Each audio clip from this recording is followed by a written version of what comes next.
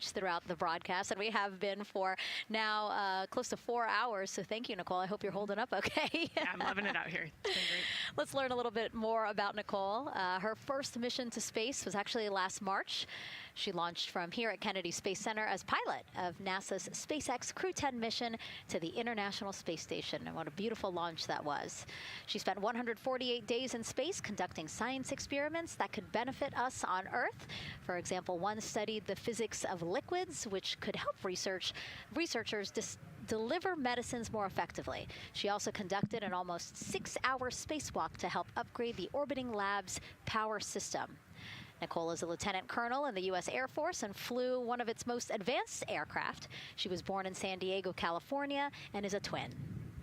That's a cute photo of the two of you. Oh, that one too. Young explorers, yeah. Yes, yes. That's so great to just see how far you've come. Again, I think that speaks to what we've been saying. Like, you know, just if you're passionate about something, go for it and see where that takes you. Yeah, I think that's a great example. You know, I was a serious little kid with really high goals and, you know, just kept working hard and never got bumped off the path and ended up here. And, you know, I think it's a testament to the human, like we talked about, you know, if you're willing to work hard, be a good team player, you can really get anywhere you want in life. And that's what I love to talk about. Christina has mentioned similar things. And so it's been kind of a theme for the day. Yeah, definitely a theme for the day, a theme for the team. The team has said the same, the crew has said the same sort of things. So absolutely, Nicole, thank you so much for being here. And hopefully only a little bit more until launch today. Hopefully. So today's Artemis 2 test flight will mark only the 7th time NASA astronauts will launch on a new NASA spacecraft designed for crew. And then controlling the flight will be Mission Control in Houston. Our Gary Jordan is inside with flight controllers. Hey, Gary. Hey, Megan, you are right. This is a significant milestone, and we may be putting the names of a few more astronauts in the history books today.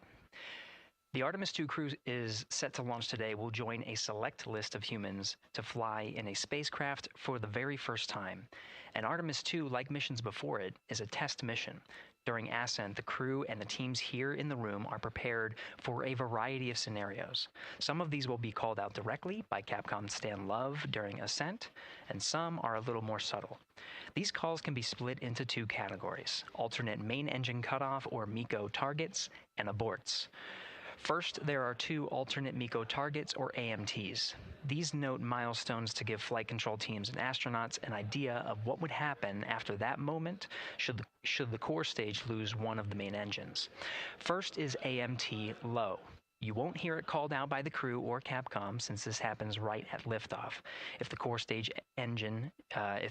loses one engine at this moment, an abort once around option could be made at main engine cutoff, meaning the crew could target a splashdown in the Pacific.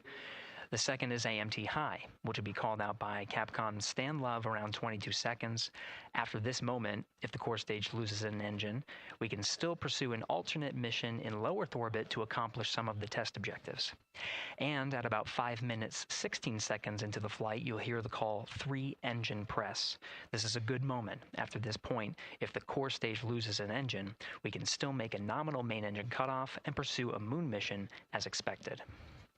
Again, these MECO targets give the flight control teams and crew an idea of what lies ahead should one main engine be lost, but assumes we are otherwise continuing to a main engine cutoff target. This differs from an abort, where the Orion capsule separates from the Space Launch System prior to the planned separation time. There are abort options at every moment that integrity is attached to the Space Launch System, from the pad to more than 3 hours into the mission. During the first 8 or so minutes of powered flight, there are 3 abort options. First is the use of the launch abort system, which you see at the very top of the rocket and here in the White Room where the hatch is open and teams are working to close it. This particular abort capability can be used from here at the pad through roughly 3 minutes and 22 seconds into the flight. Next is an untargeted abort splashdown, or UAS. This uses Orion's service module engines to escape the SLS and becomes available immediately after the launch abort system jettisons. Third is an abort once around, or AOA. You'll hear a Capcom Stan Love call AOA open around 7 minutes 30 seconds into the flight. This also uses the service module engines, but the burn profile is a bit different to aim for a splashdown in the Pacific after one trip around the Earth. NASA's expedited recovery teams are staged off the coast of San Diego to get to the crew and integrity quickly for this abort option. An AOA option continues to be available until solar arrays are deployed on the Orion service module a little more than 30 minutes into the mission.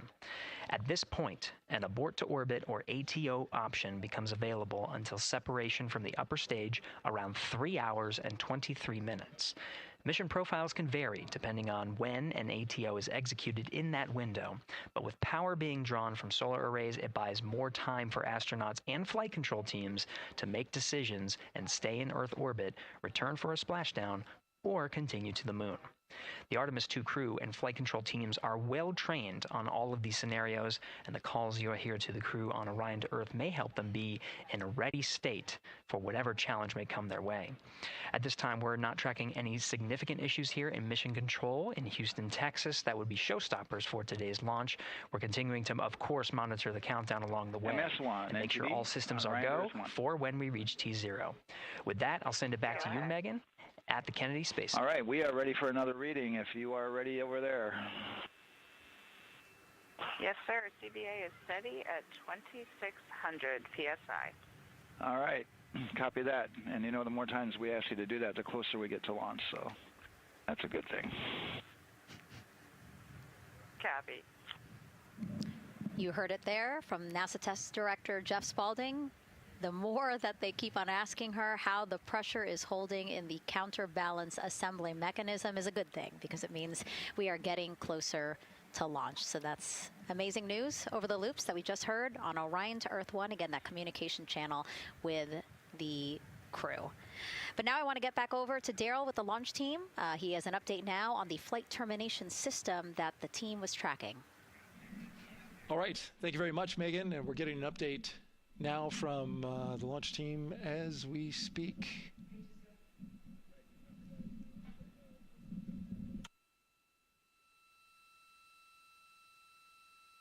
All right, stand by 1 second.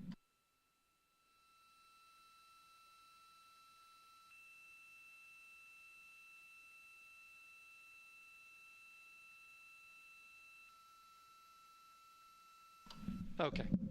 Sorry about that. We're just getting an update, in fact, about what I was about to report out on the range. And the good news is the range is go.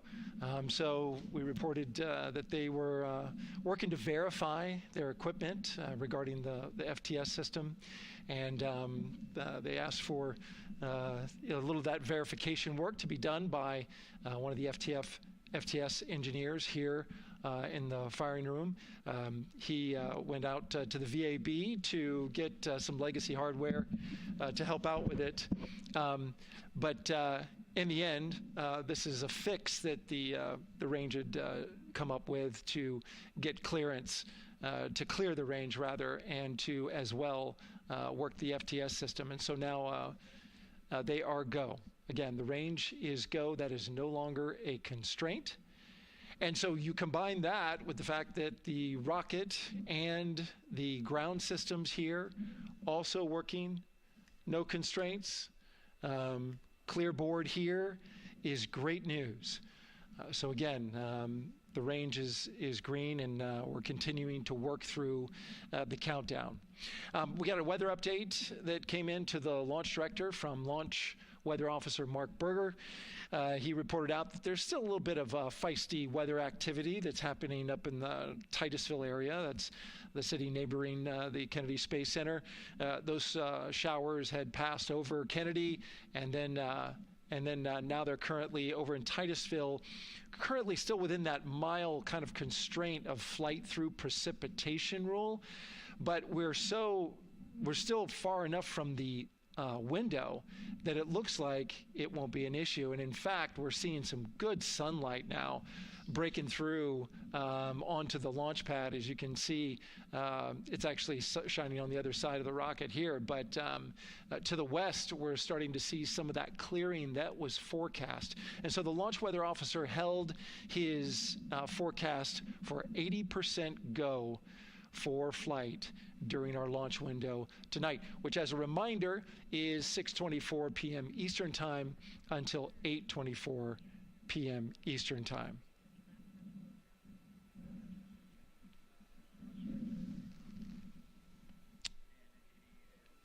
And we're also hearing that the last hatch closure, as you can see in the bottom corner of your screen, they're starting to work on that. That's the launch abort system hatch. There are two hatches, the crew hatch and the launch abort system hatch, and the closeout crew that you see right there, right on time with their work as they go to shut. And you can see it in motion right now, that launch abort system hatch. That's the latest from the firing room. We'll send it back to the host desk. Thank you so much, Daryl. Great news all around. And yes, we did just see them close the last hatch. And now we are looking at a live view of Banana Creek. Lots of people there, I'm sure, relieved to hear that that issue with the flight termination system has been resolved. And we are go for launch. Go for launch from the range, go for weather, and go from all of them, I would imagine. Yes, it's got to be exciting. The crowd is building. And as Daryl said, you can start to see the sun poking out here, and we can see all the clouds are moving north and moving away from us. So it's all good news. And so as we know, we have our Leah Martin down there at the Banana Creek viewing location, and she's standing by with some other guests. Hey, Megan, I don't know if you heard that huge cheer just now. If you heard a big rumble, as soon as Daryl said that the range was clear for launch, everybody clapped. It was super excited as we get to do some final countdowns. Standing next to me, I have Hudson and Maddox, the son of brothers here. And I asked you a little bit earlier, how excited are you to be here for launch? What did you say? I'm very excited. It's our mom's birthday, and you know. Not a better way to celebrate right now. I asked you on a scale of 1 to 10, how excited are you? Would you say? 11. Yeah, 11. I'm very excited. Super excited. Yeah. So, Megan, we've been watching the launch broadcast here and hearing some of the questions that you and Nicole have been asking and answering. And I actually wanted to ask these two kids, if you could take a 10-day trip around the moon and take 3 people with you, who'd you take with you? Well, I'd take my dad and my mom. And I mean, I don't know. Probably my best friend. I'd just say one of my friends, you know. Oh, one of your friends. So brother got left out. Who would you take? That was just what I was thinking. My dad and my mom and my best friend. That's a pretty good answer. Your brother can get his own trip to space, right? Yeah. So I'm actually joined here also by Dad. Now, you were sharing with me that a lot of the work that you've been doing over the last several months has been prepping the launch teams, our engineering teams, our ground systems teams to get ready for launch, to be mindful and to be in this moment. How does it feel to be standing here knowing that the people you've worked so closely with are doing what they're passionate about, or doing what they were born to do, moments away from launching this rocket?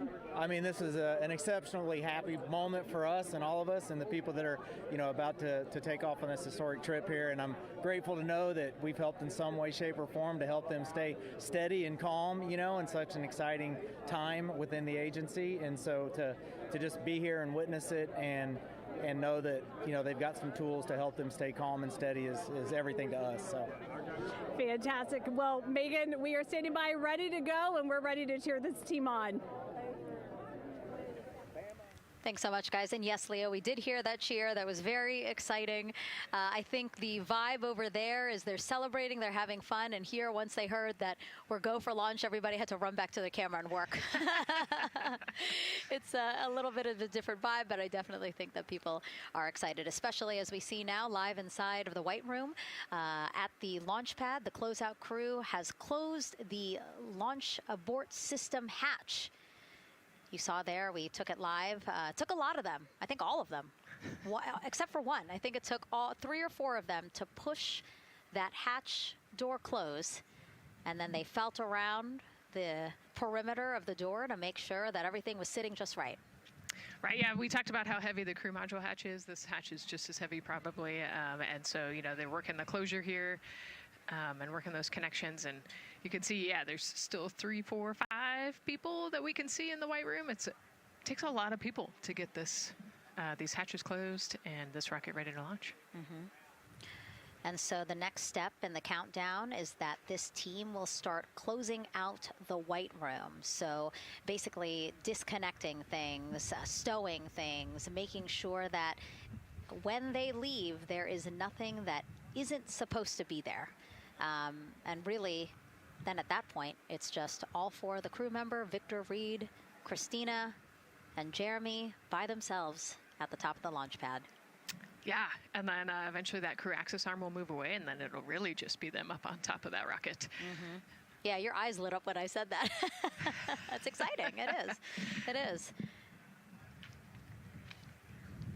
Yeah, we had a moment, we talked a little bit about my fear of heights, but most of our crew is afraid of heights. And so there was a moment where I realized that it was just us, 100 and some odd feet up and no crew access arm, and may or may not have said something that made everybody go, huh. Were you wondering to yourself, how did I get here? We're pretty far up. That crew again bringing that drag-on camera. That camera is a handheld camera that is a live look for teams who are remotely watching these operations closely. Again, verifying that things are as they should be before the crew starts, the closeout crew starts leaving the white room. You see them checking their procedures. You can see they're covering the ends of those hoses. That's to protect those hoses from FOD. So we don't want any dirt or anything to get into those while we transport them and stow them. So you can see Andre there working to close out the hoses as well while they're cleaning up the white room. And so they'll tape that close. You just saw number 5. Number 5 holding some tools. Again, we'll stow those away. You have to account for everything. Obviously, they did have tools out. They did have procedures, paper, notes out. Like all of that has to go. Yes, and you can even see on number 3's hat, he's got a string that's connected to his suit there. Mm-hmm. That's, again, just to make sure that we don't lose anything. If, gust of wind or you get knocked or something, you don't want to lose a single thing in the white room. So everything is tethered, everything is accounted for, and everything is protected. The crew now, another live view of them inside Orion. Jeremy, Christina, and Reed and Victor on the right side of your screen. What do you think they're thinking right now, Nicole?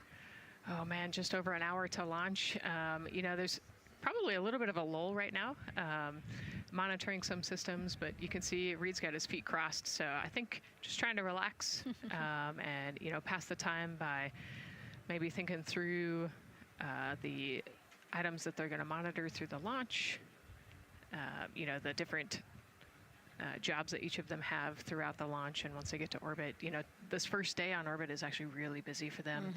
Mm-hmm. They've got, 2 burns that they have to monitor. They've got to get the system set up, and they've got to get the cabin set up. So there's a lot going on in the next 24 hours for this crew. I think they've got a couple sections where they get to take a nap, but I don't think they get a full night's rest for quite some time. So, yeah, going through what's next.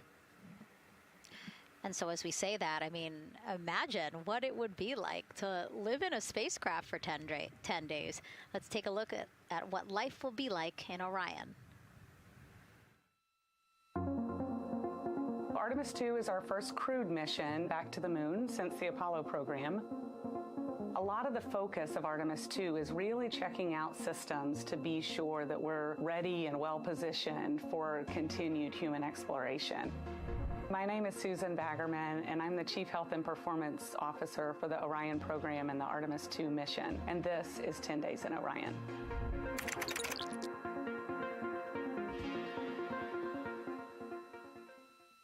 For this mission, the crew will launch in the Orion spacecraft on top of the Space Launch System rocket, or the SLS rocket.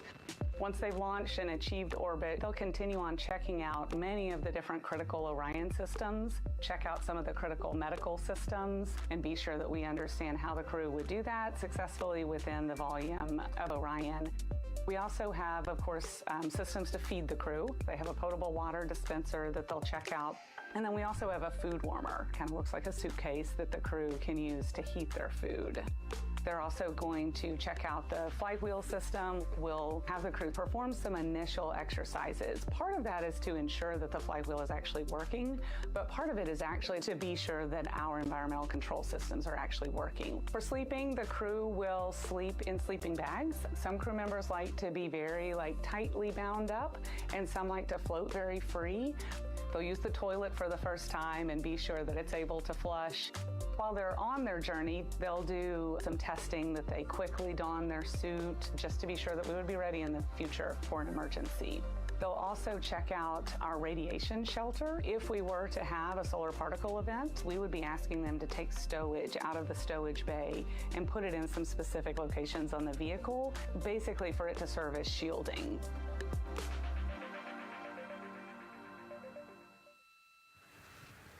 And so I want to talk a little bit more about what we just heard in that package. I am interested in the space food. So Reed, Victor, Christina, and Jeremy have a pretty big menu to choose from, so that's really cool. We're actually going to pull up a graphic now that kind of shows you some of the food that they're going to have with them on their 10-day journey around the moon. We know of more than 10 types of beverages. There's coffee, a mango peach smoothie, apple cider, lemonade. So those all sound delicious. And now I've just remembered I haven't eaten lunch. They're actually not too bad. I actually have a mango peach smoothie with me today. No way. Yeah. So you can see they come in these little packets here, but it's just kind of a dried powder that you add water to. So this would actually, you'd add 175 milliliters of water and let it sit for 2 to 5 minutes, and then you can stick a straw in it. You saw in that package they put a straw on the top septum portion there, and then you can drink it. And so this is the packaging. This is food that you brought up with you, or that you had while you were at the ISS. Yes. Yeah. Actually, this is all food that we have available to us on the standard, what we call the standard menu on the space station. And so, actually, the graphic there showed quite a bit of the standard menu that they're going to take with them. So, yeah, let's pull space it back food up, is space actually. food. Yeah, we can use the food that we have been using. You know, our food lab at Johnson Space Center actually creates that food, and then they stabilize it and they package it for us and everything. So they do a really wonderful job out there. We've got different types of food. You know, you can see I've got this is a soup, tomato basil soup, so thermal stabilized. It's already hydrated, so you just throw it in that food warmer that we talked about, and then you can eat it. But then we also I have some shrimp cocktail here that's, you know, irradiated, so it's in a package that protects it. I'll show you. I've got a brownie too. This is probably my favorite one. But are we eating it? We might, if you're. Yes. Look, see, they want us to eat. I don't know what happened, but it worked out with what we were saying here. So it's in an outer package to help protect it against, you know, radiation, and then it's in this inner package. And so this cosmic brownie, actually the trick, Ann McLean, my crewmate, taught me. The trick is you got to put this in the food warmer and get it nice and warm, and then you can get it. But so what we do is we just take scissors and you open it up, and then it comes right out. So these brownies are nice because they don't have a ton of crumbs, and so you can actually just eat it pretty easily in space. You know, if you imagine, that would not happen in space. It would not fall. But yeah, so we've got all sorts of things that you can actually eat. The menu's pretty good and pretty diverse on the space station, and then as you saw, pretty diverse for Orion. Nice. Yeah, that's amazing. And again, here's a look at the crowd that's starting to continue to grow here as we get closer and closer to launch. We are now under an hour from the opening of our 2-hour launch window at 6:24 p.m. Eastern Time. And so let's take some questions from social media. We haven't taken some of those for a while. You put that brownie away, Nicole, or I'm going to steal it. Nicole, we have another celebrity who submitted a question. Let's take a look. Okay. A quick question for the Artemis crew. What food from Earth would you bring with you into space? And why would it be lasagna? Because that's the greatest food. Again, not really a question. Yeah. Because he was like, it's lasagna. It's got to be lasagna. You know, there is lasagna on Space Station, and it wasn't too bad. Probably not my favorite food of all, but yeah, lasagna's not a bad option. It's a high-calorie meal. If you're trying to, you know, carb load for a spacewalk or something, it's a great option. Yeah, I remember Christina saying that her favorite food on the menu, and actually, she was saying that she was getting in trouble because people kept on saying, you can't eat mac and cheese every day, Christina. You know, we mentioned the mac and cheese and brisket earlier. Man, I would put those two on a tortilla. That would be great. That sounds delicious, delicious. Well, thank you so much, everyone, for sending in those questions. For everyone from a 5-year-old that we got a question from to all the way to Roy Woods Jr. there, a comedian. So thank you so much. And if you're just joining us, welcome to the Space Coast of Florida, where we are counting down to liftoff of Artemis 2. You see a beautiful aerial shot there of our rocket on the pad. For the first time in more than 50 years, we are sending humans to fly around the moon and back, and we're taking you all of you with us on this next chapter of human spaceflight. I'm NASA's Megan Cruz, and this is NASA astronaut Nicole Ayers. Great to have you here, Nicole. Yes, this has been a beautiful day. Excited. We're continuing to march towards this launch. Yeah, and if all goes as planned, this crew could travel farther from Earth than any other humans before them and see parts of the moon no one has ever laid eyes on. How exciting. Yes. Exciting is an understatement, I think. That's true. We're going to see the far side of the moon for the first time by humans in a long time. It's important. And as the crowd again builds behind us, more activity that you're seeing here at the Kennedy Space Center press site. We also have a ton of people gathering around the world to watch this history-making moment. So let's take a look at those watch parties now. Oh. That crowd has grown. We checked with them probably like 30 minutes ago, and it was half that. But again, as we get closer and closer to launch, we are seeing more and more people gather together, wanting to experience this together and not just in a vacuum at home, you know? Yes, this is so exciting. Look at all of those people. Man. And now here we are back in Seattle, the Museum of Flight. Again, people gathered there to show their kid. We see someone walking in the second row there. His first crewed launch to the moon. How exciting. That is exciting. Hello, everyone. Woo. Oh, that's so great. And now let's get you up to speed on what's happened so far. Again, we are now within an hour of the opening of our launch window. So what has been happening so far today? Well, a lot. After waking up and grabbing a bite to eat, our Artemis 2 crew suited up inside the historic crew quarters, a tradition that dates back decades. Teams helped them into their custom Orion crew survival suits, and just like other crews before them, they gathered around a table for a card game to pass the time, but to also burn off any lingering bad luck before they walked in the footsteps of every NASA astronaut launching from Kennedy Space Center since Apollo 7 in 1968. They walked outside the Neil Armstrong Operations and Checkout Building to greet a crowd of family, friends, supporters before getting into their Astrovan for their security-escorted ride out to historic Launch Complex 39B. They got a close-up look at the SLS rocket, then walked across the crew access arm and climbed one by one inside their Orion spacecraft. After that, teams conducted final checks with the crew before closing both hatches, the crew module hatch, as well as what you're seeing there, the launch abort system hatch. And now we are back live at the pad where the closeout crew is getting ready to leave the White Room. They are now tethered, Nicole, because they are about to move some pieces that connect the Orion spacecraft to the White Room, correct? Yes, there's kind of what I would call a shroud. You can see them working that there. So it is actually connected, so that way the gap between the crew access arm and the crew module, and well, I guess that's the LAS there, is covered. But they're about to remove that so that the crew access arm is not connected to the rocket in any way, so that it can retract here in the next few minutes. And for how we're looking with the launch countdown milestones, let's go to Daryl Nail in the Launch Control Center. All right, thank you very much, Megan. And as you can see there, the finishing touches, as you've been talking about, to the LAS, which brings me to that subject, because we currently are hearing the launch team is working an issue that was reported out with the LAS. At least there's an issue apparently with a battery on the LAS. The engineer who is in charge of the launch abort system sits on console here, reported that a temperature for one of the two LAS batteries is out of range. And although it's not a constraint for launch right now, it would be when that temperature is checked inside of T-minus 6 minutes, which is inside of terminal count. So right now, the team is working some troubleshooting on this issue. Going to follow, of course, along closely with what they learn. But again, a battery temp for one of the 2 batteries on the LAS is out of spec, and the team is working to understand, first of all, whether or not this may be a sensor issue, or is there an issue with the battery itself.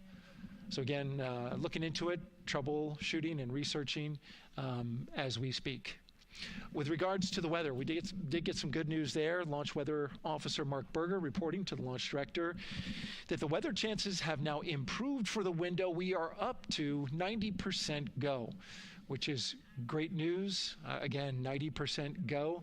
That is up from the 80% that we started when we had the first weather forecast come out officially 3 days ago.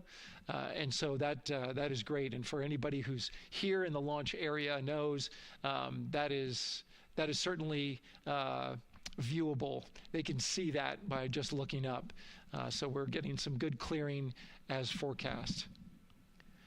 And then just a reminder for those people who are watching the launch from the nearby area that if you're watching on an internet-enabled device, just remember that there may be a little bit of a delay. Can't tell you how much of a delay, but since it's on an internet device, sometimes this broadcast might be a little behind what you're actually seeing. So just keep that in mind as you are watching. Don't wait to the last second to run outside if you're inside your RV or your camper or your house. That's the latest here from the firing room. Of course, we'll keep track of that last battery issue. We'll send it back now to Megan and Nicole at the host desk. 2 of them there had to be tethered to the inside of the white room, because obviously now we have detached the white room from the Orion spacecraft. Yes, that view is quite something. Yeah, spectacular. Yep. Oh, no, I'm sorry. I forgot. Nicole's scared of heights. An astronaut afraid of heights is actually not uncommon, as we've learned today. But yes, so obviously, again, things proceeding as we march closer to the opening of our 2-hour launch window at 6:24 p.m. Eastern Time. Again, the closeout crew just finishing up those last couple of things they have to do before leaving the white room and then leaving the pad, leaving only the 4 Artemis II crew members inside the spacecraft by themselves at the pad. Yeah, and then we'll be curious to follow the battery issue on the LAS as well. I think sometimes it's just a sensor issue, sometimes it's a battery issue. So hopefully they figure that out quickly. Mm-hmm. And so if we can take a shot of the crew inside the capsule, if one's available, why don't we talk a little bit more about each of them? So we have Artemis II Commander Reed Wiseman, Baltimore native, and he's actually, you see his feet in that shot there from inside Orion. He's been in space once before as flight engineer for Expedition 41 aboard the International Space Station from May through November 2014. During the 165-day mission, Reed and his crewmates completed more than 300 science experiments in areas like human physiology, medicine, physical science, earth science, as well as astrophysics. They actually set a milestone for station science by completing a record 82 research hours in a single week. He also served as chief of NASA's astronaut office from December 2020 to December 2022. His 2 daughters were out to wave goodbye to him as he made his way to the launch pad. And again, there's Reed's feet. Reed is the one sitting in the seat to the right, closest to our camera there. So looks like he's relaxed by the body language of his feet. Yeah, I think they're kind of in a holding pattern, if you will, or a waiting period. So it makes sense that he's a little bit relaxed. He's also kind of just a relaxed person in general. He's wicked smart, but has a demeanor that keeps everybody calm. And so I think we're seeing that here today. And so in this shot, Reed is the one sitting on the left, and to his right, Artemis II pilot Victor Glover. NASA selected the California native as an astronaut in 2013, and at the time he was actually serving as a legislative fellow in the United States Senate. His first trip to space, November 2020, pilot of NASA's SpaceX Crew 1 mission, That was the first operational mission of NASA's Commercial Crew program, which resumed launching American rockets from American soil to the International Space Station since the end of the shuttle program. Victor is a U.S. Navy captain and naval aviator who served as a test pilot, racking up more than 3,500 flight hours in more than 40 different aircraft. So again, he probably feels pretty at home in the pilot seat of Artemis 2. Yeah, I think he does. He got to say goodbye to his wife and 4 kids. Again, those were the family that he had here at Kennedy Space Center before the 4 of them drove out to the pad. Yeah, and you can see there, we talked about Victor's energy earlier, and you can see him working through, pushing some buttons on the displays. Looked like he was pulling up a procedure, so he's following along and ready to go, looks like. And then mission specialist Christina Cook, sitting on the upper left-hand corner of the screen there, native of Grand Rapids, Michigan, was selected to the Astronaut Corps in 2013, same class as Victor, served as flight engineer on the International Space Station from March 2019 to February 2020. During that time, she set a record for the longest single spaceflight by a woman with a total of 328 consecutive days in space. How cool. She also participated in the first ever all-female spacewalk. And before becoming an astronaut, Christina helped build space science instruments and led scientific fieldwork in some of the most remote environments on the planet. Her hobbies include surfing, rock climbing, and community CDR, service, yoga, and photography. Go ahead, NCD. Those couple of suppressed overvolt messages, we're going to go ahead and clear those off your screen. We see them and we copy. All right. NASA test director. We're still working here, trying to get through everything. So we're getting close, and then trying to talk that other issue that we just picked up a little bit ago. But I think work-wise, we're doing really well. Sounds good, NTD. We're doing great on board. Glad to hear it. NASA test director giving an update to the crew. Some messages flashed on their displays. Just wanted to say that they didn't have to worry about that. We're going to clear that. And that also just reassuring the crew, again, that they are tracking and working the issue with the launch abort system battery. Yeah. All right. And then first-time flyer, Canadian Space Agency astronaut Jeremy Hansen will fly to the moon as a mission specialist on the Artemis 2 mission. The London, Ontario native selected as an astronaut in 2009. After that, he worked as Capcom at NASA's Mission Control Center in Houston. Capcom stands for Capsule Communicator and is the sole direct voice communicating with astronauts while in space. Jeremy also participated in training exercises, really cool ones like living on the ocean floor off the coast of Florida to simulate deep space exploration for a week. In 2017, he became the first Canadian to lead a NASA astronaut class. He also enjoys getting out on a sailboat, rock climbing, and mountain biking. He has a wife and 3 children. And he's the one that you see bottom left-hand corner of your screen. I know, I'm trying to see what he's doing there. Christina's looking too. And so there is your Artemis 2 crew inside the Orion spacecraft. And this is actually the 7th time NASA astronauts will launch on a new NASA spacecraft designed for crew. And if you're wondering about the first 6 crewed test flights, here they are.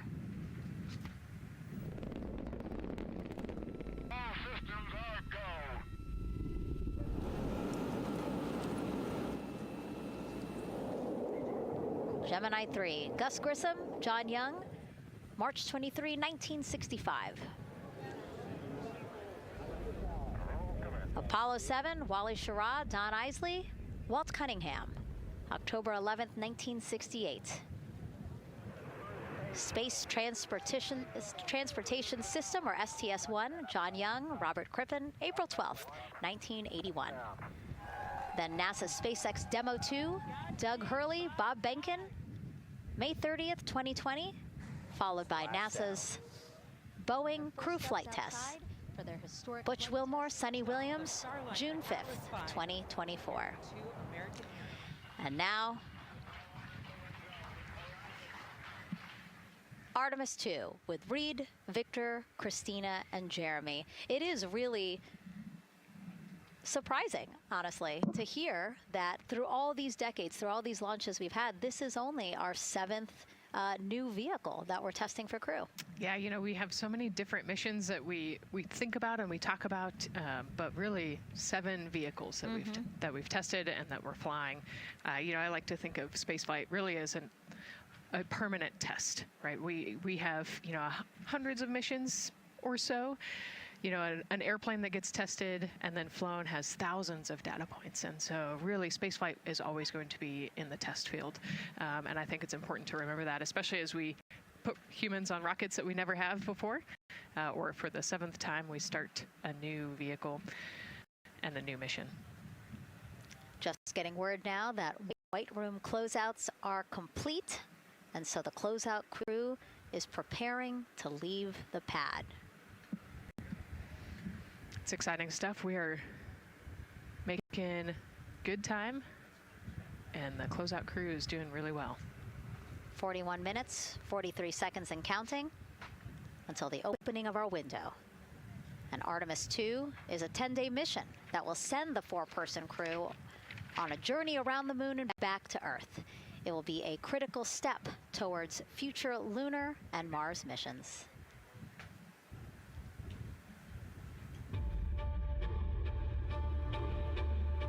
We're going back to the moon because it's the next step in our journey to Mars.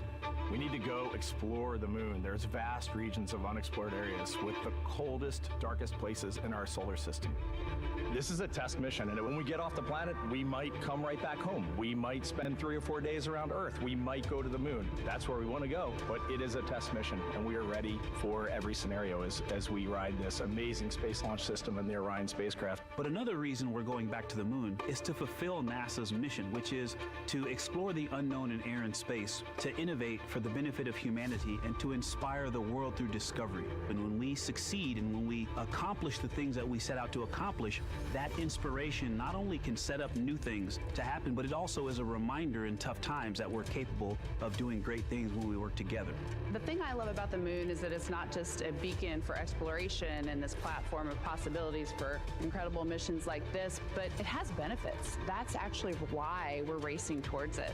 Those benefits are really wide in nature. You have everything from innovation, technology development, not only for future missions going deeper into the solar system, but technologies that come back to Earth. You have inspiration, a whole generation of people starting this pipeline of STEM workers and manufacturers and operators that are excited to see what you can do when you work hard and you come together as a team. When I think about the 4 of us flying around the far side of the moon, seeing that Earth rise, taking images and video and sending them back to you, the feeling that I have inside is hope. We know that Artemis 2 is not the solution for humanity on planet Earth, but it is a contribution in the positive column. We hope that just for a moment that people will pause and say, wow, it's extraordinary when you look back upon the Earth with over 8 billion people, and you see this concrete example of what humanity can do, this extraordinary thing when we set big goals and CDR entity to achieve them.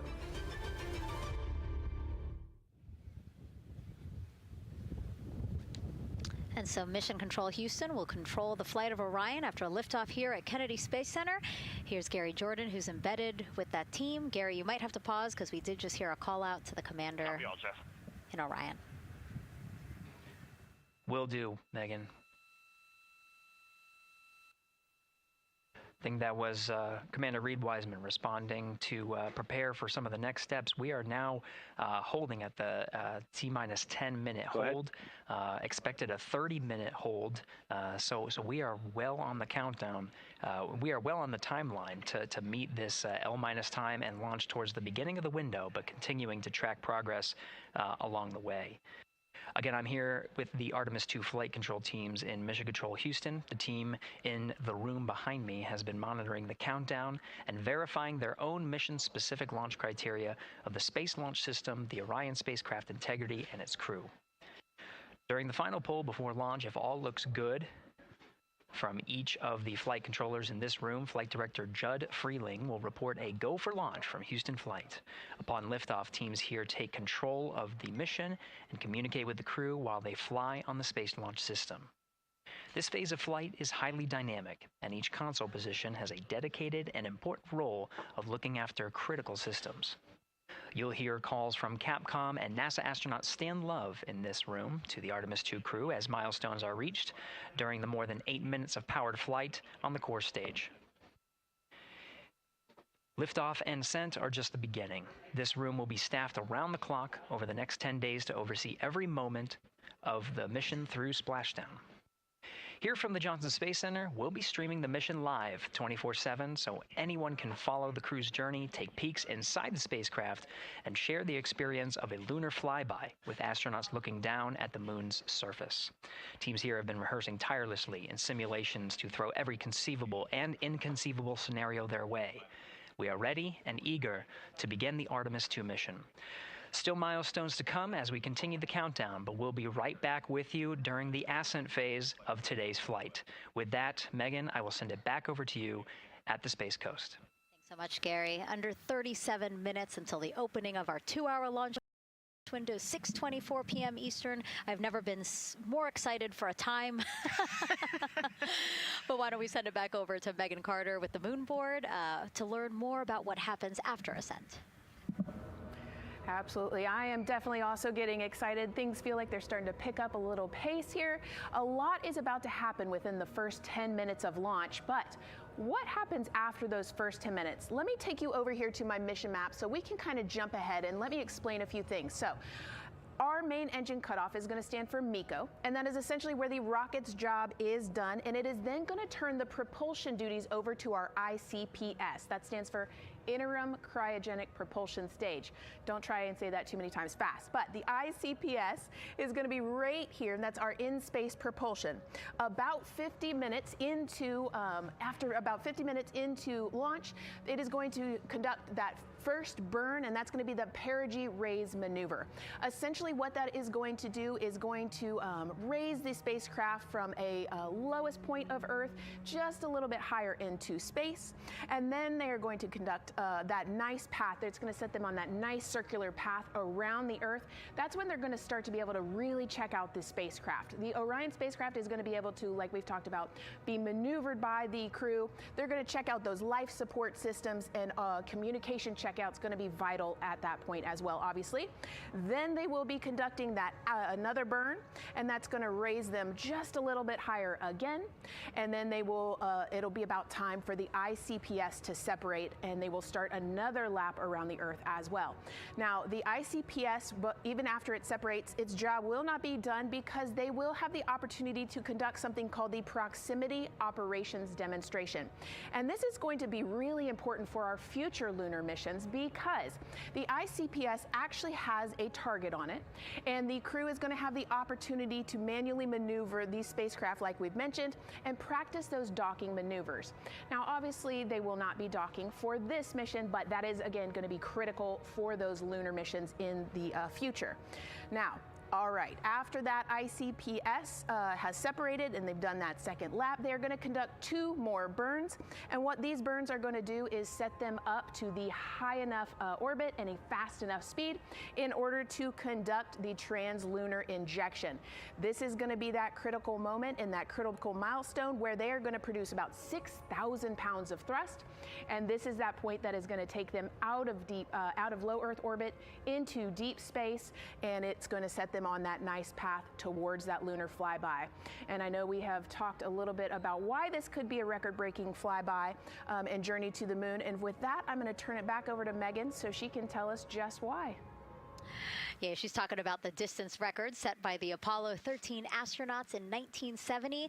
They were 248,655 miles away from Earth, and this Artemis II crew might surpass that on flight day 6 when they fly around the moon by more than 4,000 miles. Yeah, it's a long ways. It's tough to fathom 250,000 miles from Earth, right? I mean, space, the space station is only 250 miles, and so we're going, I don't want to do the public math, but we're going much further than that. But you know, it's important, right? Because we want to get back to the moon. We want to see the surface. We want to see the far side of the moon. And the way we do that is by breaking distance records. Yeah, and the exact distance record depends on exactly when they launched, like the time, the day. So we'll learn more as we go into this 10-day mission with the Artemis 2 crew. But here we are, 32 minutes, 50 seconds and counting from the opening of our launch window. Feels really, really surreal here as more and more people come to gather on the press site lawn here at Kennedy Space Center. Why don't we take a look at this video that we have here? Some familiar faces who wanted to wish our Artemis 2 crew a safe journey. Reed, Victor, Christina, and Jeremy, you are the real deal. You're flying to the moon for all of us, and we are in awe. You're the true heroes. You are not just astronauts. You are pioneers, venturing deeper into the unknown. But you are not alone. We will be all cheering you on from planet Earth. Hey, I'm Victor Wembanyama, and I play basketball in the NBA. But I'm not only interested in shooting hoops. I'm also interested in shooting stars, dark matter, and all other types of astronomical phenomenon. And to the Artemis 2 astronauts who are shooting for the moon, I wish them good luck and Godspeed.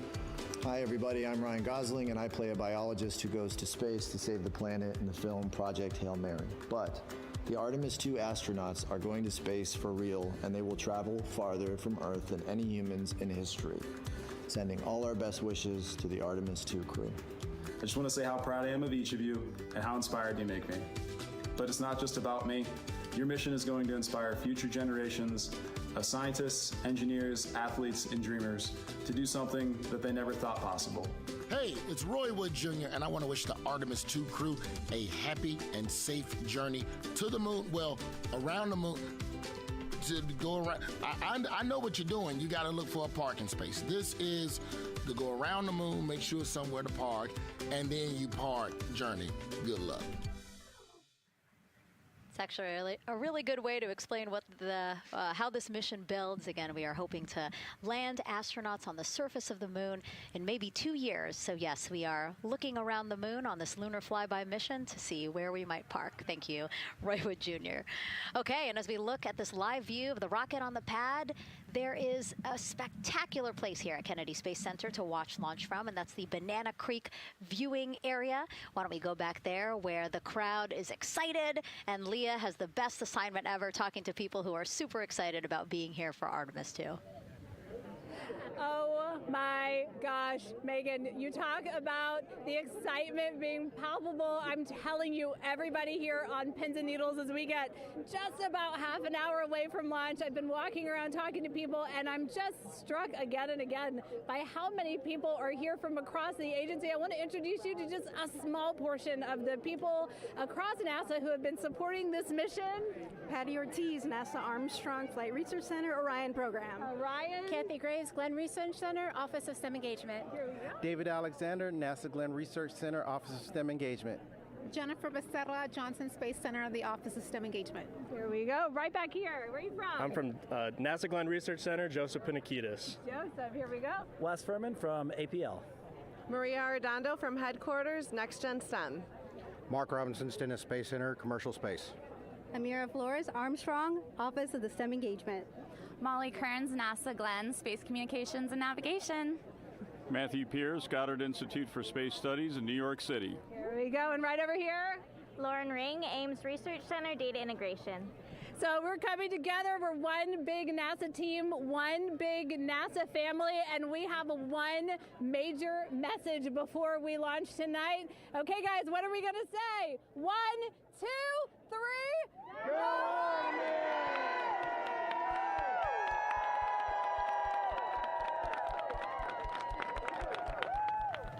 Oh my gosh, that made me so emotional. That was so inspiring to see. I mean, wow, yeah, that was great.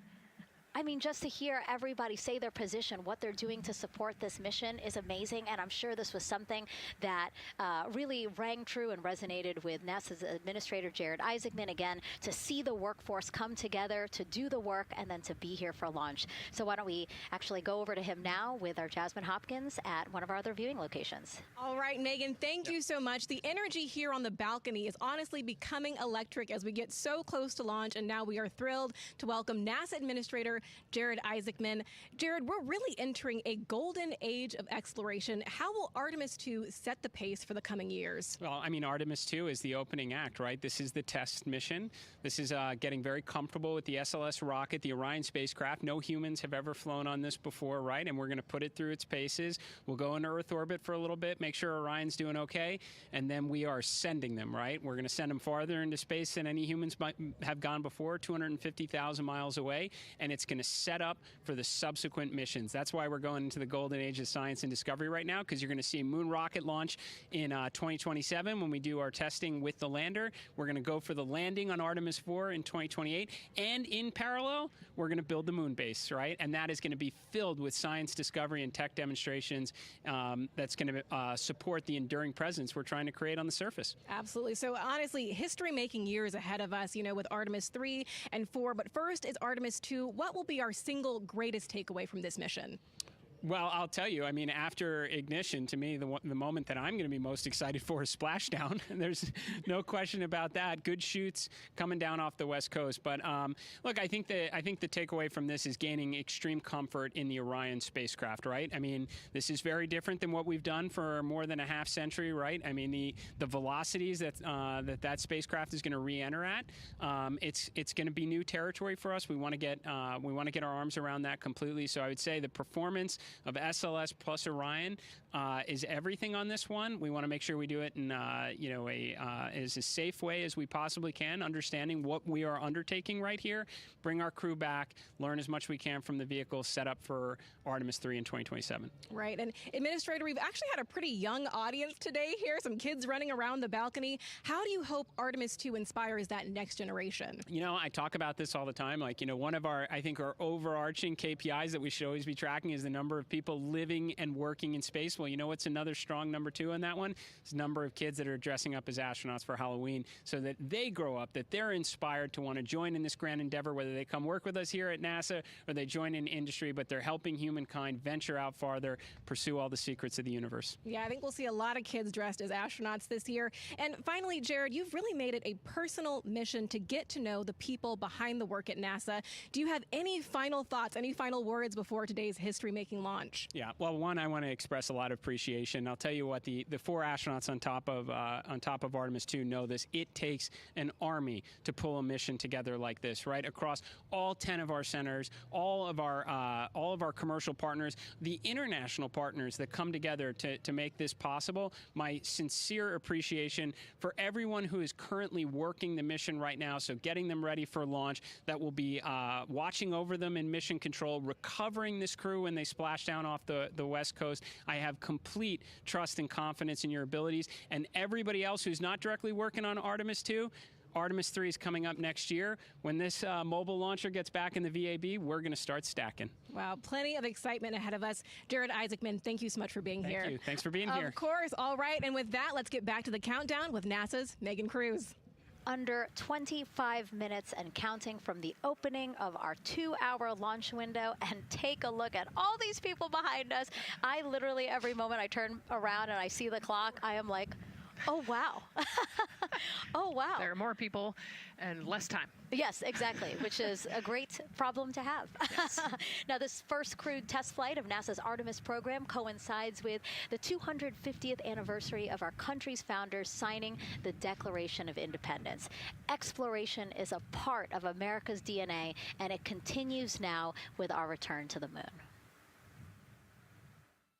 250 years ago, 13 colonies laid the foundation for the greatest and most enduring democracy in the history of the world. One driven by courage, faith, and freedom. From that moment, we became a nation defined not by where we stood, but by how far we were willing to go. We conquered vast frontiers, invented tools that shaped a modern world. We found light in the dark, and we rose from the earth. Faster, higher, farther. We pushed beyond the sky and into the unknown. We carried our courage into the cosmos, and we planted the American flag on the moon, the defining achievement of American superiority in space. Today, our curiosity stretches farther than ever. American robots search ancient rivers on Mars. New telescopes unfold to glimpse the first stars. And a new generation prepares to return to the moon, this time to stay. For 250 years, America has carried the light of humanity forward. But American exceptionalism isn't inherited, it's earned. Our greatness comes not only from what we've done, but what we're still determined to discover. Because in every era, across every horizon, America is at its best when it's reaching for something greater.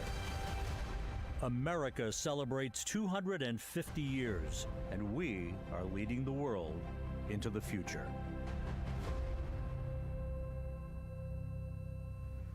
"22 minutes, 15 seconds and counting from Artemis 2, NASA's boldest test flight in a generation. The crew has said this often, that they hope it inspires children around the world. And recently, a group of kids here at Kennedy Space Center got a surprise of a lifetime while watching that rocket roll to the launch pad. So tell me what color it is.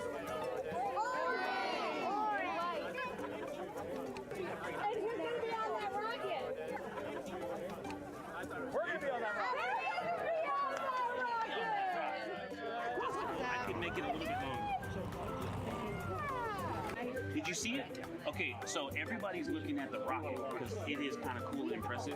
One of the coolest things happening over there right now, though, is it's on top of a giant tractor. Doesn't all food come in like tubes? It's in these like little plastic bags. You have to like rehydrate it. Sushi. There's not. I haven't seen sushi in space. It's probably hard to keep that back. Sushi mashed together. My favorite part was this one little girl. She had a question. She had patiently held her hand for a long time, and Christina turns to her and says, "Okay, what's your question?" She just goes, "I forgot."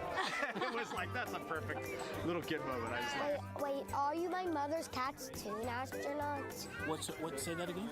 Never mind. It's a little hard to say. Go Artemis! These two? Yeah. Yeah. There you go. I like your dabbing astronaut back there. It's just so fun to see the enthusiasm, the energy, and a little bit of chaos. 3, 2, 1. Wasn't that so cute? I love kids and their excitement and, even just being real. Like, I don't remember what I was I know, gonna he ask. goes, but I'm glad you're here. Now here we are, Space Center Houston. The crowd has exponentially grown throughout the day. We started showing you live shots from in there probably an hour ago. And now take a look at all the people there getting ready to witness history together. It's something really special to be able to witness something like this together. Yeah, we've heard from celebrities and officials and kids, and it's amazing. People from all around the world came here today to Florida to watch. So it's something. It's hard to put into words just how much support for this mission we're seeing today. And great news too. Remember, the team was tracking an issue with the launch abort system battery. They appear to have cleared that issue, so we are go for launch. Yes, it's exciting.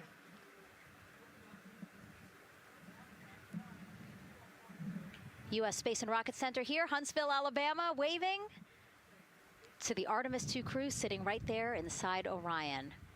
Inside of 20 minutes from the opening of our launch window, and right now we are targeting the top of that launch window, so we could be launching here in about 19 minutes, Nicole. Wow, I don't know if I expected this today. I'm excited, and I'm glad they were able to clear the problem with the battery on the LAS, and everything has gone really smoothly today. It's been great. The weather cleared up. It's a beautiful day for a launch. And so now, as we are so close to possibly launch now, just what are your final thoughts as we are about to embark on a mission back to the moon, the first time in more than 50 years? Yeah, just so proud of the crew and all of the teams here on the ground that made this happen. They are carrying the torch from the Apollo era into the Artemis era. And, as the crew likes to say, they want to be the shoulders that the next generation And let's see, GLS, can you help us with that, please?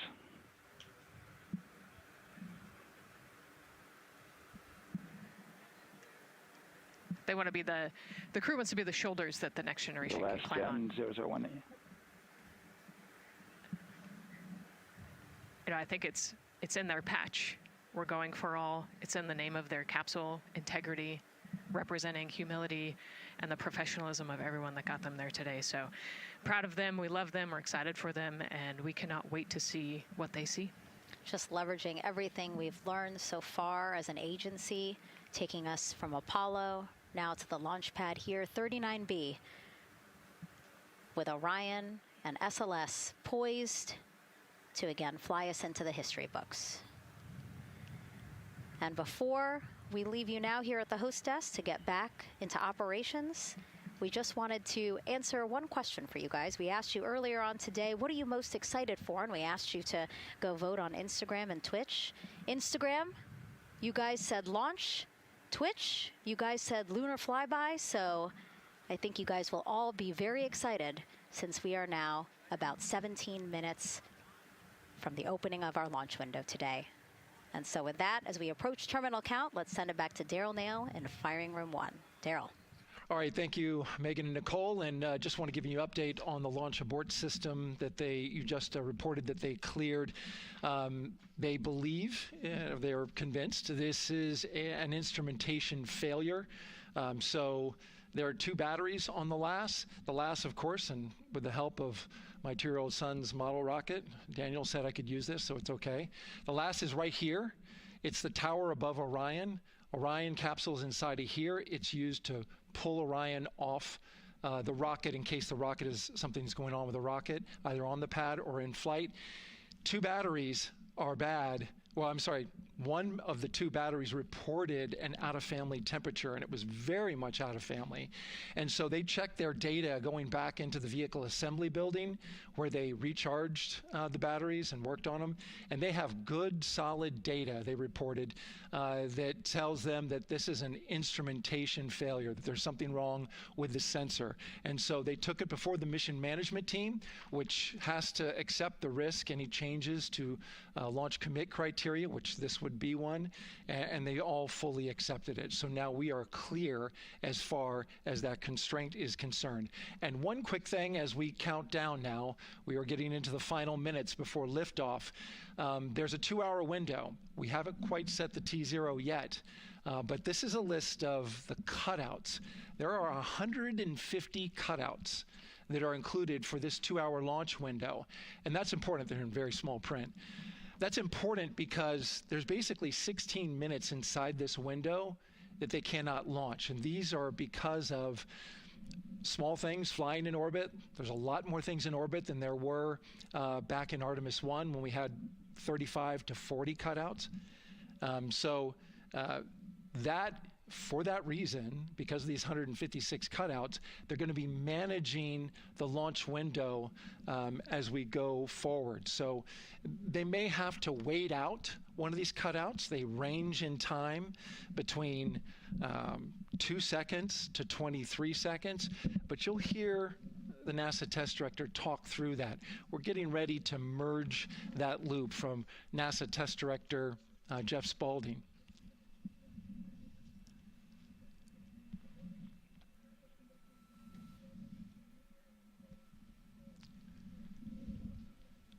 And so now I'm listening to the launch team get ready to merge their operational channel.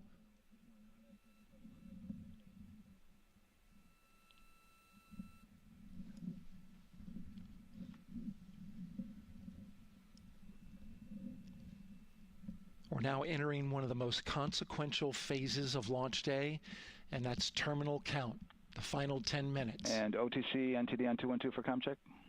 Good, comm. How me? I hear the same. STC? 2. GTC? GTC is on 212. All right, copy that. NASA Test Director Jeff Spaulding confirming communications with his team.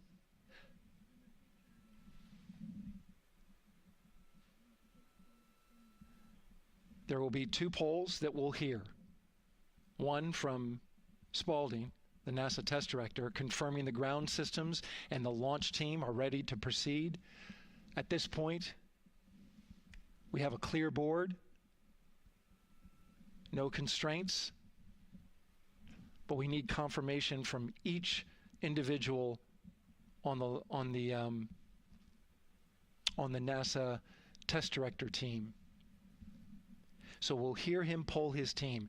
The other poll that we're waiting for is the poll from Launch Director Charlie Blackwell Thompson, who will take that final status from NASA management before giving the go to come out of a hold. And you're seeing the clock count down at L minus 12 minutes. CCL, OTC, Orion, RS1. CCL. Yes, sir. Reconfigure ARS primary loop ISO valves. Copy, that's in work. And CDR, OTC, Orion, RS1. Go. ARS loop ISO valves are being closed at this time. Integrity copies. NGDLP. Go. Yes, I had a discussion with sea ice and with MER manager regarding the observation the sea ice had a few minutes ago. They were able to confirm with BCI photos that the condition that they observed has been there since 2025. MER manager has had a chance to review the findings, and they do not have any constraints from either a sea ice or MER manager perspective. Okay. Copy all. And Launch Director, NTD, you copy? Yes, sir. I copy. That's good news. OTC, CCL 212. OTC. ARS primary loop isolation valve configuration is complete. Copy.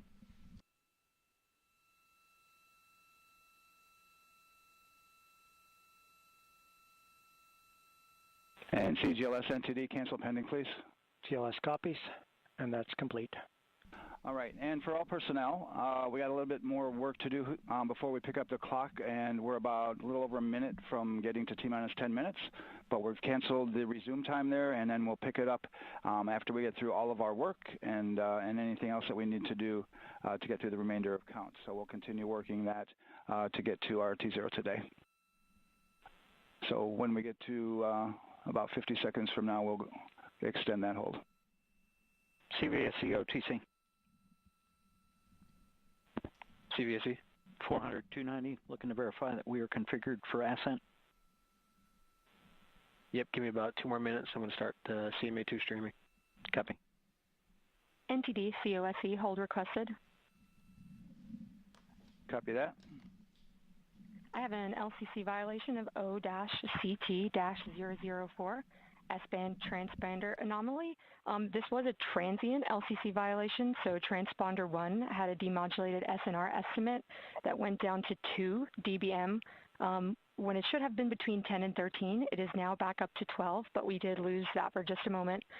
It does not appear that we lost our bit sync or carrier lock, which would be indicative that we lost our lock with the vehicle.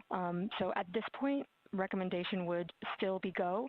However, we do have a pre-planned contingency procedure if we want to look at that. But again, this is transient, so we're back in a nominal range.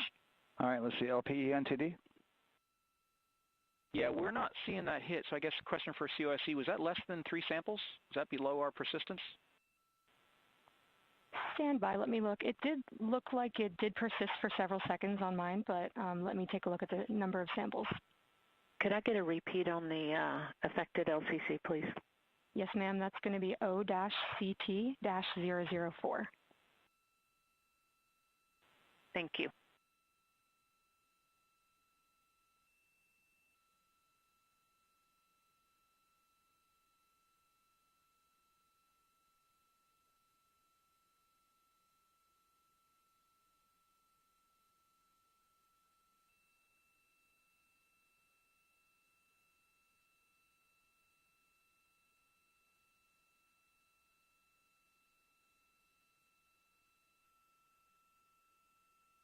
Yeah, us taking a look at the data right here, looks like that was a single sample.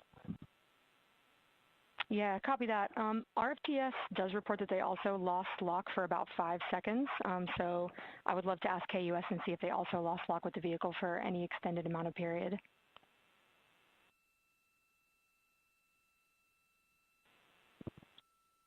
And COSE, while we're doing that, these are 1/10 hertz measurements, correct? So we would have had to lose it for over 10 seconds to get a second sample? Yes, sir, that's correct. It is 1/10 hertz. Yeah, so from our perspective, the allowance is effectively up to 30 seconds, up to 3 samples based on the 1/10 hertz. This is not an LCC violation, I believe. Yes, sir, I would agree with that at this point. Copy that. We're checking with KUS on 232. I don't think they have 212 access. We're trying to verify, but it sounds like they have a loss of lock as well. About 2 seconds. Okay. And I guess for both KUS and COSE, do we have lock now? That's affirmed. We do have lock for COSE.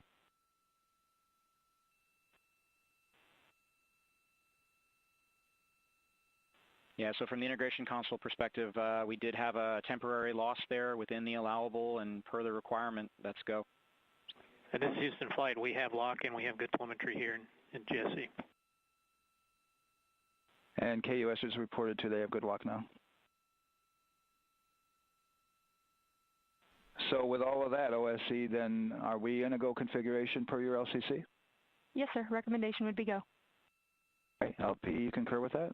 Yes, sir. LP concurs go. And Launch Director? Yes, sir. Launch Director concurs go. All right, and I'm going to go ahead and just verify everybody has everything else complete, Launch Director, and if we do, we'll be ready to pick up the poll at that time, unless there's something else that you're aware of. No, sir. Let's verify all our work is complete, and I would like one last check of our constraints list. All right, let's see. OTC, are you still waiting for ComConfig, or are you complete? That is affirmed, sir. Okay, is that your only open item? Yeah, OTC, this is CVSC. That 400 step 290 is complete. Copy. Okay, so OTC, you're complete with all of your work? That's affirmed. All right, copy that. STC? STC is complete. And GTC? GTC is complete. Okay, excellent. All right, and LPE, just want to verify we have no open constraints at this time. No open constraints. We have a clear board, sir. Okay, tracking the same here. And Launch Director, with that, we are clear and ready to pick up the launch readiness poll with your go. All right, sir. I am go for the poll. All right. And for all personnel, this is the NTD conducting the Artemis 2 launch readiness check. Verify ready to resume count and go for launch. OTC. OTC is go. STC. STC is go. GTC. C's go. MCO. CO's go. Safety Console. The Safety Console is go. LPE. LPE's go. RTD. RTD's go. Houston Flight. Houston Flight is go. ROC. ROC is go. And CDR. Crew is go. Copy that. Thank you, Reed. And Launch Director, NTD, our launch team is ready to proceed at this time. All right, NTD, I copy all. At this time, I'll perform my poll. Attention on that. This is the Launch Director performing the final poll for launch. Verify no constraints and go for launch. EGS, Program Chief Engineer. Artemis Chief Engineers are go. Copy, thank you. EGS, Chief Safety Officer. The Artemis CSOs are go. Copy, thank you. Range Weather. Launch weather is go. Thank you, LWO. And Artemis MMT Chair. MMTs go. Thank you, John. And Integrity Launch Director. Good air voice, Charlie. PLT. Thank you, Charlie. This is Victor. We are going for our families. MS1. This is Christina. We are going for our teammates. MS2. This is Jeremy. We are going for all humanity. All right, Charlie, your Artemis 2 crew is go for launch. Full send. I copy that. Reed, Victor, Christina, and Jeremy. On this historic mission, you take with you the heart of this Artemis team, the daring spirit of the American people, and our partners across the globe and the hopes and dreams of a new generation. Good luck. Godspeed, Artemis 2. Let's go.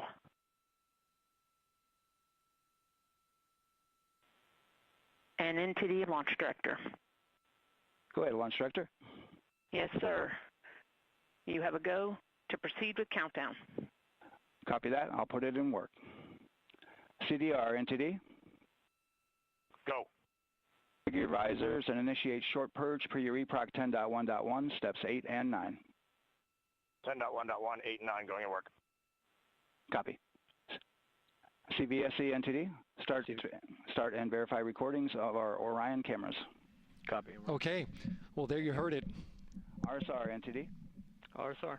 They're getting ready to start terminal count. SNA arm rotation enable at this time, please. It's currently at T-minus 10 minutes. Once we wrap up this last bit of work, SNA arm rotation enable complete. We're going to start that clock. Copy that. Thank you. Integrity crew, close and lock visors.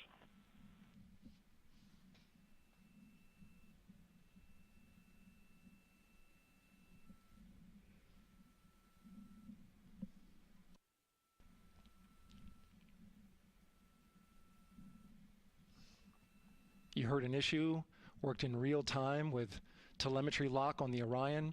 It was transitory. It was very short. They checked the data, confirmed that they had a good lock. This was with the S-band transmitter on the Orion. Worked through that issue, looked at the data, and cleared it. All with the world watching. Impressive work by the launch team.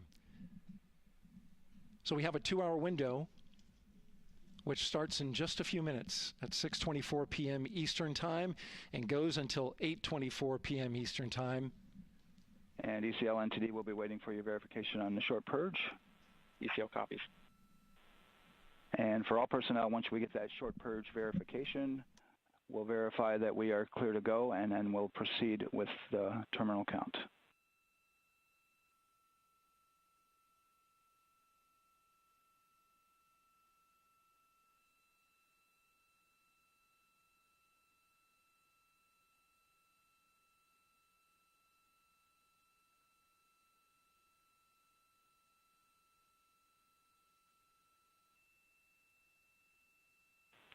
ECL time estimate? About a minute. Copy.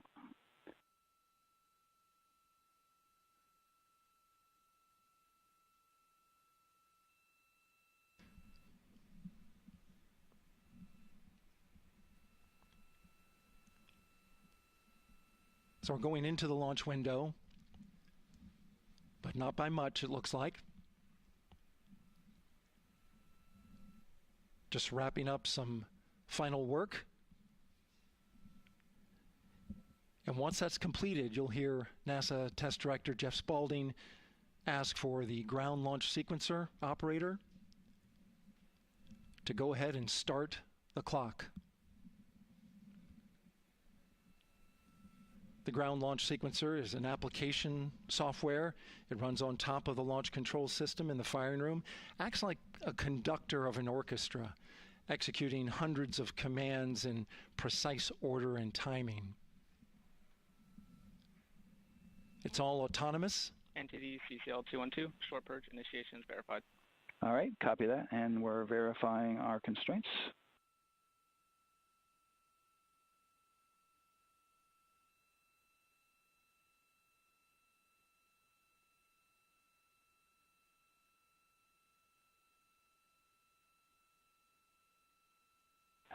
All right, and we're clear from cutouts. And with that, we're going to resume the clock momentarily. And CGLS, you can resume the clock on your mark. GLS copies. 3, 2, 1, mark. GLS mainline has been initiated. T-minus 10 minutes and counting.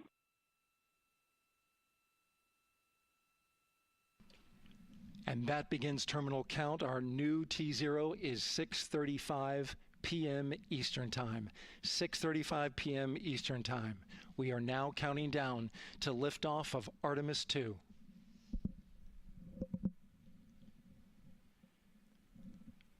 From now on, you're going to hear two voices on the loops. If everything goes nominally, NASA Test Director Jeff Spaulding, who's directly managing the launch team, and Alex Bendelos, the GLS operator who closely monitors the software. He has the ability to stop and restart the countdown.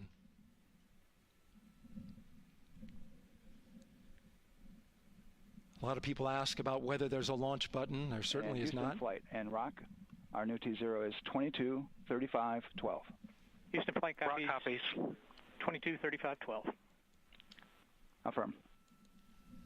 There you heard confirmation of the exact T0, 6:35 and 12 seconds p.m. Eastern Time. Again, our T0 is 6:35 and 12 seconds p.m. Eastern Time. But as I was saying, there's no launch button. This is autonomous. But there is a button that keeps you from launching, and that button allows the GLS operator to pause the countdown outside of terminal count and during terminal count and submit a hold to the next holding point. So the clock won't stop right away. If there's an issue, we'll go to the next stable holding point. This is how GLS configures the rocket and ground systems to a stable point where they can stop the countdown if that's needed. But right now, we are counting down. Our next big milestone, looking to retract the crew access arm. GLS is go for crew access arm retract. And there you see the crew access arm moving away.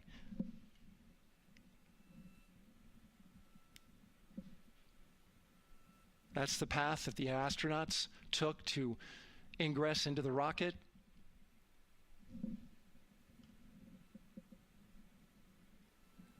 Until this point, that was their way off the pad if they needed to evacuate. But now with that arm retracting, the backup transitions to a launch abort system, and they'll begin arming that shortly.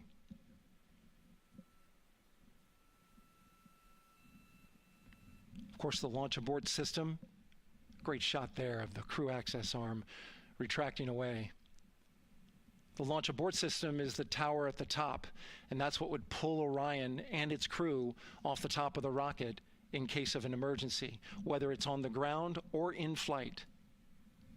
This is critical safety hardware that protects the lives of the astronauts.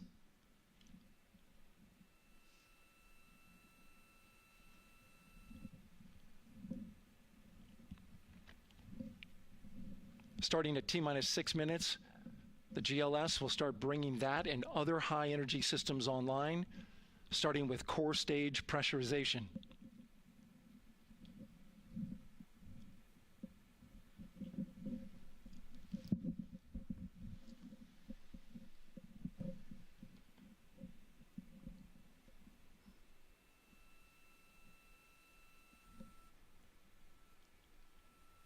Weather is 90% go.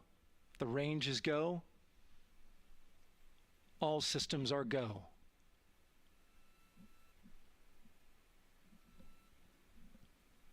GLS is go for core stage tank pressurization. That means the replenish valve for the liquid hydrogen tank has now closed, and that tank is beginning to pressurize to flight levels because that hydrogen is naturally boiling inside the tank. We'll get the liquid oxygen tank a little later in the count. Now the team is waiting for verification that, if needed, the Artemis II crew could use the launch abort system to pull Orion safely off the top of the rocket in an emergency. Let's listen in for that call. GLS verifies last capability available. And CDR, do you copy? CDR copies, last available.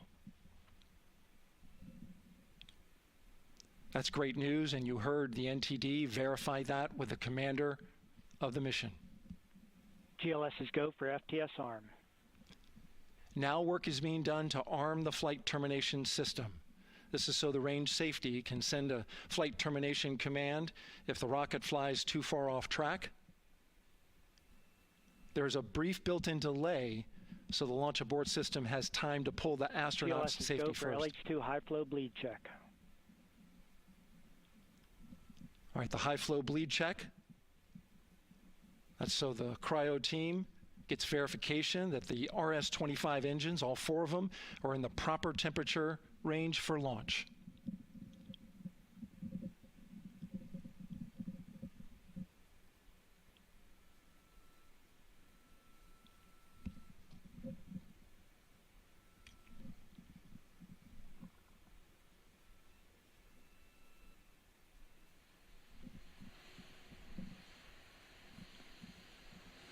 GLS is go for core stage APU start. Core stage APUs start. Those are auxiliary power units, high-speed turbines which provide pressure to hydraulic pumps that steer the RS-25 engines. We're going to see a gimbal test a little later at T-minus 2 minutes and 30 seconds. This is what allows that to happen.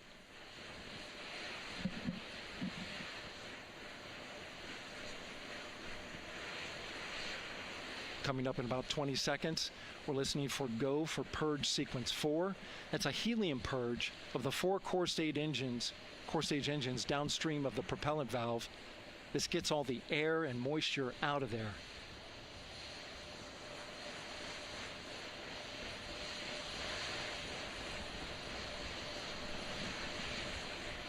GLS is go for purge sequence 4. Moving through the milestones. All is looking good.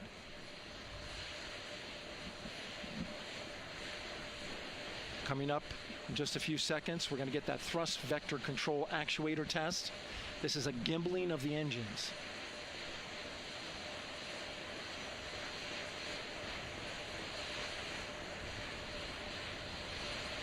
There are the 4 RS-25s, 3 of them Shuttle Heritage, 1 of them built from shuttle parts. And there you see them moving.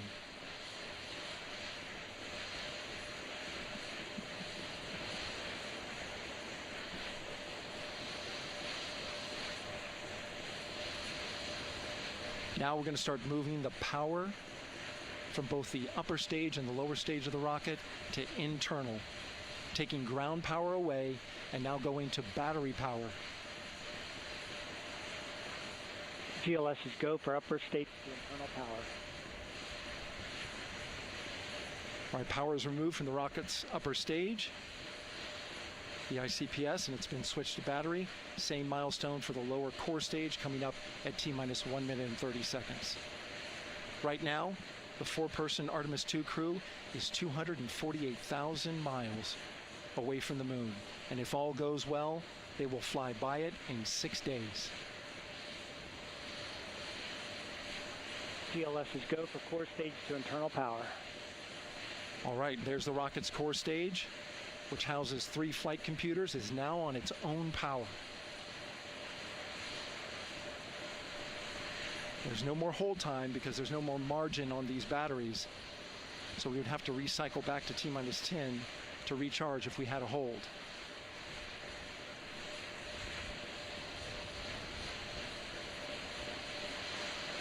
One minute. Right now, the rocket does not know what the T0 is, but coming up at T-minus 33 seconds, control shifts from the ground launch sequencer to the rocket's onboard autonomous launch sequencer, or ALS. The rocket will count itself down, but honor any holds that could come from the ground. Now, shortly after liftoff, Houston will take control of the rocket, and my colleague Gary Jordan will take over commentary. GLS is go for ALS. Great call out. The rocket is on its own. 4 brave explorers ready to ride the most powerful rocket NASA has ever launched. Sound suppression water is flowing. 15. And here we go. 10, 9, 8, 7. RS-25 engines lit. 4, 3, 2, 1. Booster ignition. And liftoff. The crew of Artemis II now bound for the moon. Humanity's next great voyage begins. Good roll pitch. Roger, roll pitch. Houston now controlling the flight of integrity on the Artemis II mission around the moon. Integrity, AMT high. AMT high. On time, passing 30 seconds into the flights. Integrity passes the alternate MECO. Target milestone. Mission Control Houston seeing good performance on 4 main engines. Space Launch System core stage. Integrity, 3 miles in altitude. Traveling more than 1,200 miles per hour.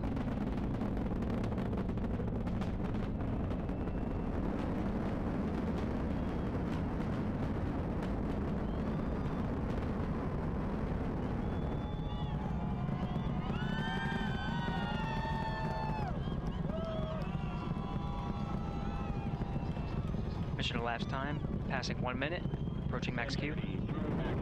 On, Ponce de Leon.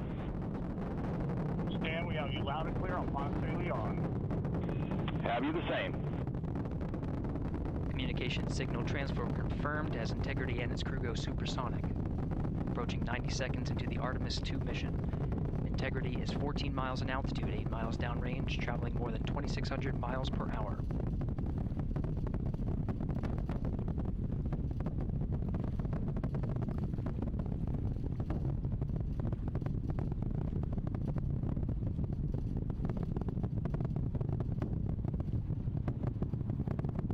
Minute 50 seconds of mission elapsed time, standing by for main engine throttle down to 85%, ahead of solid rocket booster separation, expected at the 2-minute 9-second mark. We see throttle down.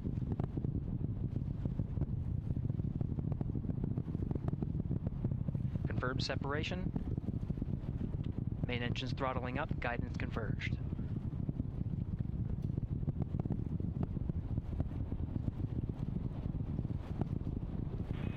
Integrity, guidance converged, performance nominal, upper stage RCS ready. Copy all, Stan. Integrity, SM priming complete. SM priming complete.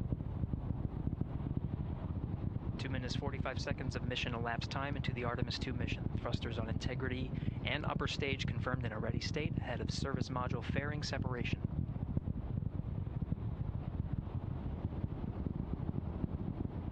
3 minutes into the flight. Integrity, 49 miles in altitude, 78 miles downrange, now passing 5,000 miles per hour.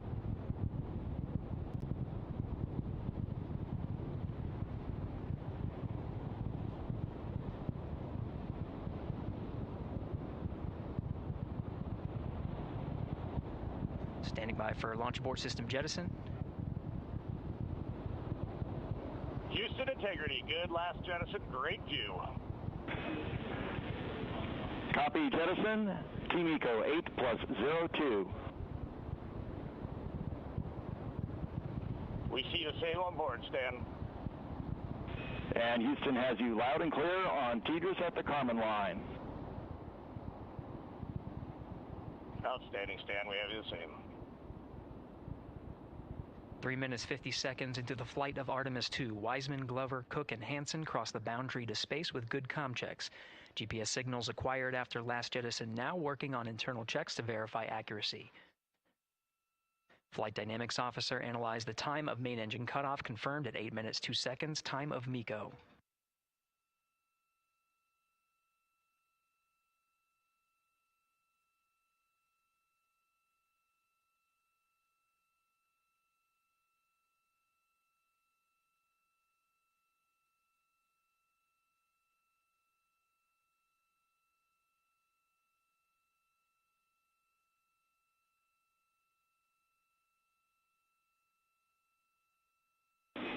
Integrity, GPS processing. Outstanding, Stan. We see the same, and we have a beautiful moonrise. We're headed right at it.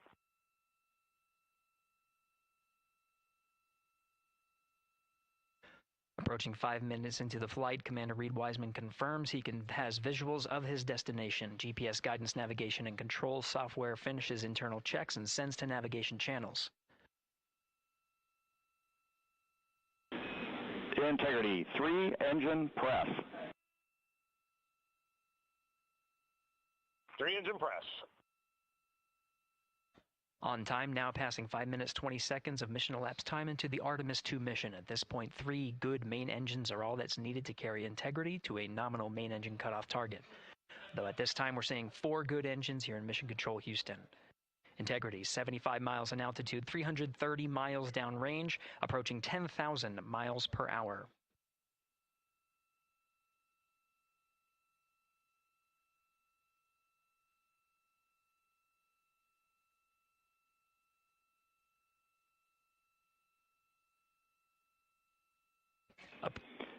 Integrity, looking good at 6 minutes.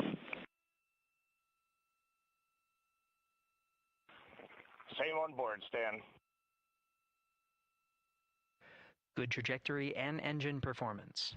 Booster officer will soon report the shutdown plan to Flight Director Judd Friedling, expected at the 7-minute mark. Integrity, 78 miles in altitude, 460 miles downrange. Integrity, expect nominal shutdown. Integrity copies nominal shutdown.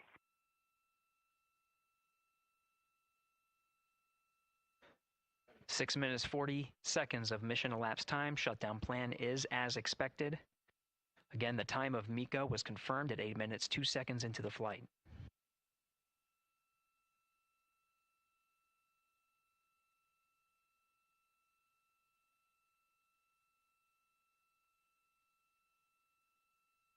Seven minutes of mission elapsed time. Throttling down as we approach the abort once around option. Milestone at the 7-minute 30-second mark. Now 84 miles in altitude, 650 miles downrange, traveling more than 15,000 miles per hour. Integrity, AOA open. AOA open. The window is now open for an abort once around option that would target splashdown in the Pacific Ocean. Still following nominal ascent at this time.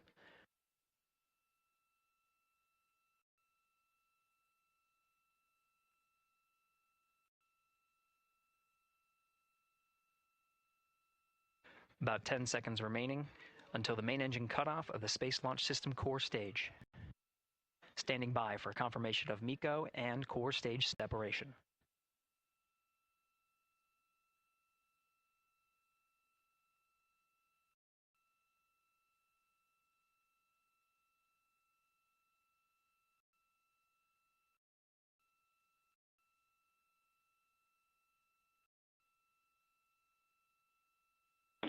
Integrity and nominal MECO, core stage separated.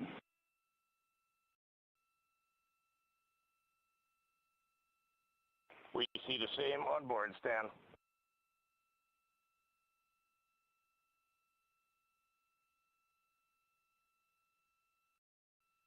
Eight minutes 40 seconds into the flight, we have a nominal main engine cutoff heading in the right trajectory on the way to swing around the moon. Core stage has separated, done its job. The Space Launch System upper stage, the Inner Rim Cryogenic Propulsion Stage, or ICPS, still attached to the Orion spacecraft.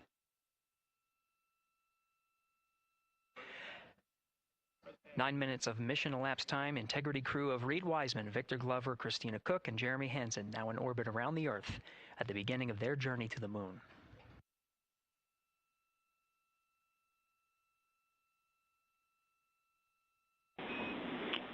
Integrity Houston, looking ahead to PRM numbers so far per the pad.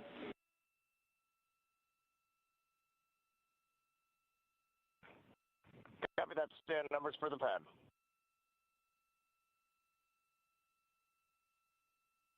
Capcom Stan Loves now reminding the crew that the perigee raise maneuver time of ignition is as expected prior to booster ignition. That time being 49 minutes, 50 seconds of mission elapsed time.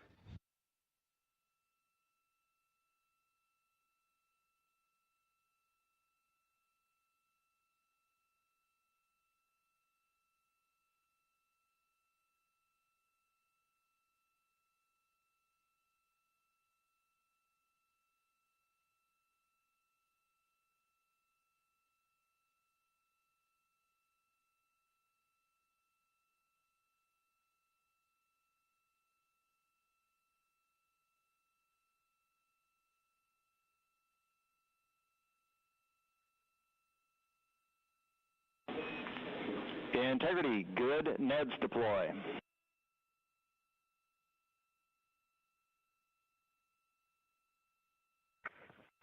Copy that, Stan. Good, Neds.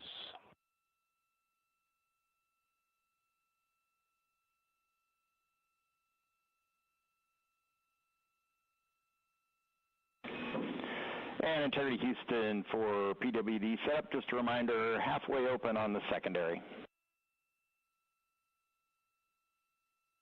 We copy that, Stan. Halfway open.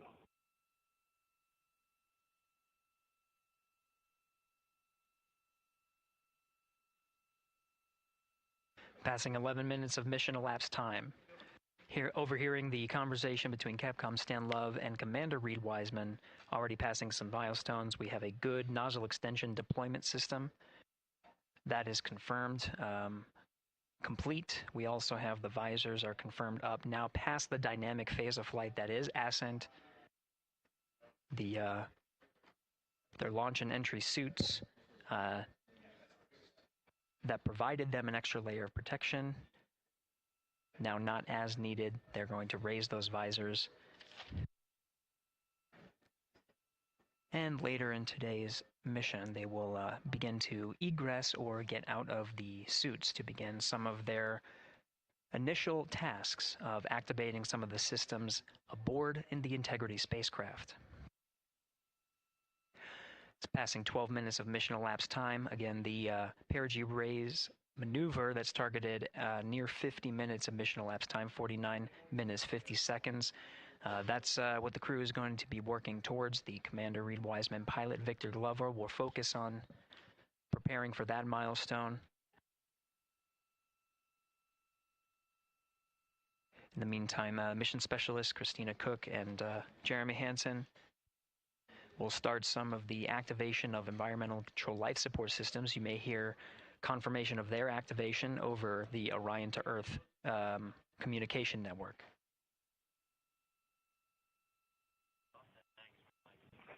Houston, C3 aux power back in auto. Copy C3 aux, and we're 2 minutes to maneuver.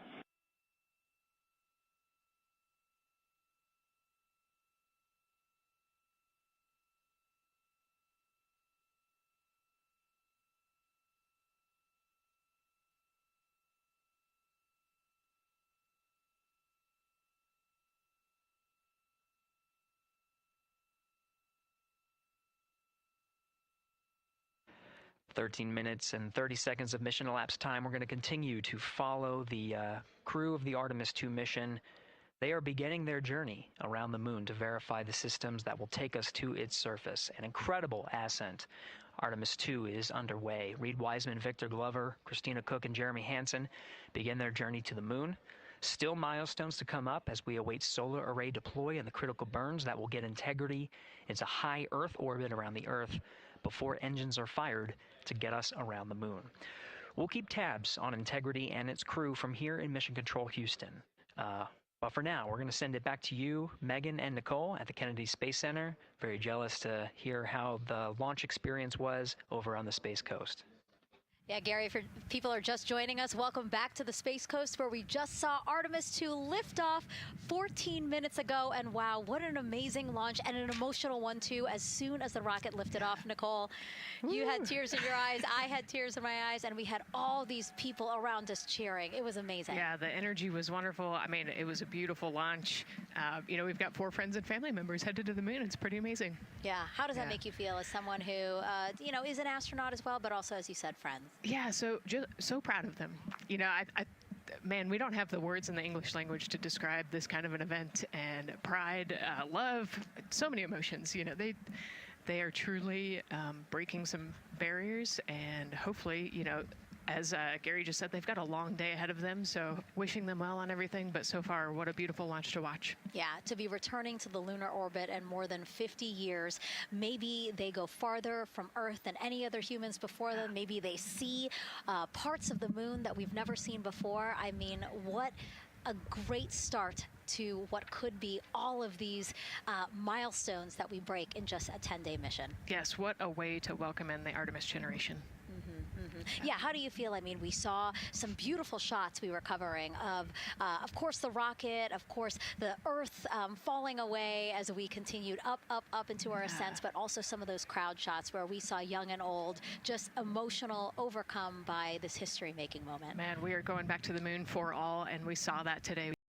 We saw that in all the crowds. And yeah, you guys just saw that view, the sunrise or sunset, I guess. They just made it over the crest of the Earth, and you could see the sun peeking over. One of my favorite views from space, and I can't imagine what they're looking at now, and I can't wait to see what they're looking at in about 5 or 6 days. Yeah, and I know a lot of people are like, you know what, I'm surprised this launched on the first try, because we know, like any little thing, we have to be keeping safety